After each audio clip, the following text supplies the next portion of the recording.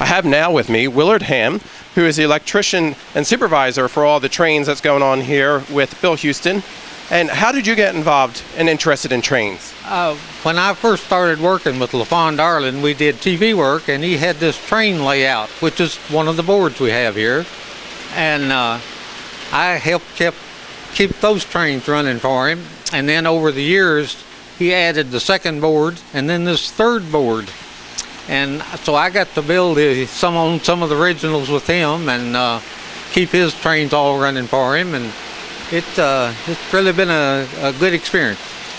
Now, when you were younger, did you have a fascination with trains? Not, I always wanted some, but I just never did. Didn't have them until you got older. Just never did have them until we got older. And but I really enjoy the Lionel. That's the top of the line, I think, of course.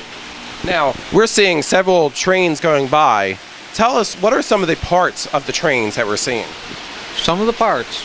You start off with the engines, right? We got like the steam engine there. It smokes. It has a whistle that whistles. That tender follow it. Then box cars. There's tank cars.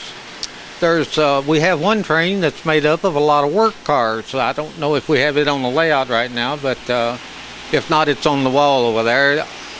Most everything that Lionel made, you will see in this layout.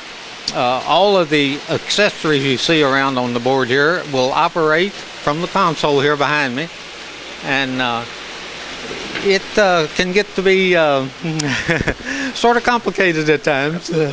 Now, how many tracks do you have that you can actually have? How many trains could you have going at one time? We can have as many as 5 going at one time. 3 on this main layout here, and 1 on each of the satellite layouts.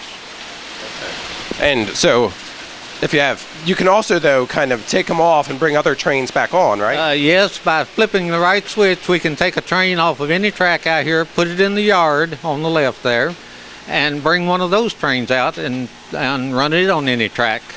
It can get to be right complicated if you don't operate it like you should.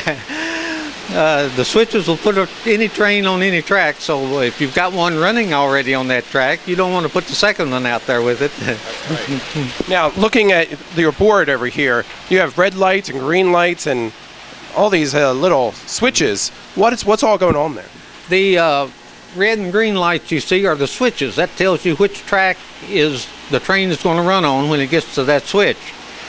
Now, if the train comes from the other direction and the switch is thrown wrong, it will automatically throw for him, and it will light up the other light on it, so you will know that has happened. That way you won't run a train around there expecting it to go on, let's say, track 1, and it be switched to track 2. Okay. Now, how often do you have to service these trains to keep them operational and functional?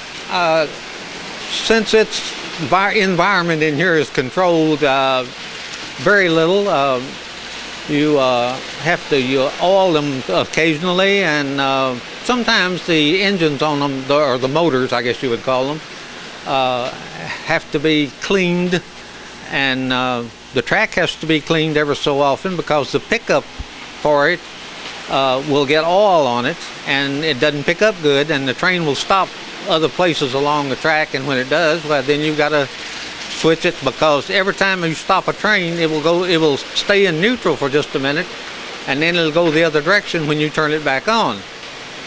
Okay. I can demonstrate that when that steam engine comes back around here. If I don't make it jump the track.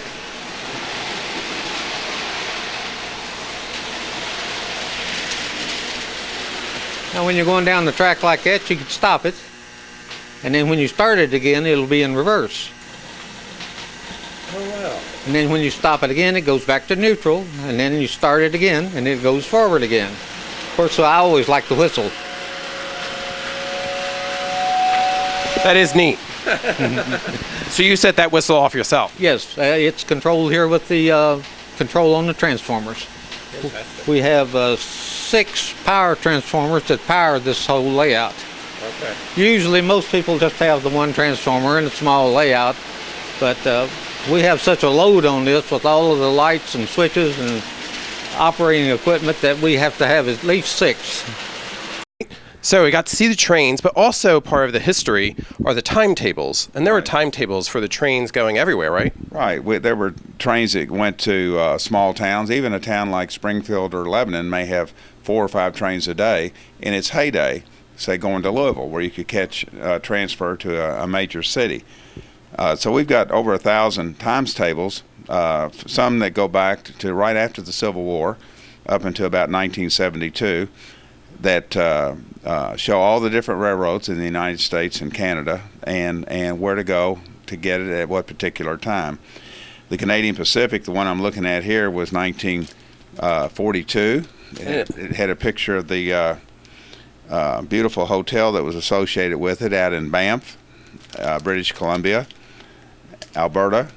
And then the Canadian National also ran transcontinental trains in Canada. What was interesting was the Canadian National was owned by the government, and the Canadian Pacific was privately owned. So there was subsidies going against private ventures even back in the late 1800s. But it's been a challenge to get a lot of these older tables, because most of the time people would pick up a times table and they'd use it for their trip and then they'd throw it away. You know, because the next time they wanted to make a trip, the dates and times would have changed. So these came out about every 3 or 4 months. But I've been able to capture a lot of them back to almost the Civil War. So that was, yeah. Well, thank you very much for taking us on this tour of all your trains and all the models and the antiques and all the collection that you have. It's really impressive. And do you plan on collecting some more? Well, now that I'm retired, I'm getting more selective in what I pick up. And our room, as you can see, is pretty full. and purposely it was built on the 2nd floor, so I can't expand easily. Right. So I think what you'll see is more selective purchasing. Continue to look to find all the unique stuff, because it is unique. And whenever someone dies, then more stuff comes out on the market. And train collecting is pretty competitive with the people that are out there.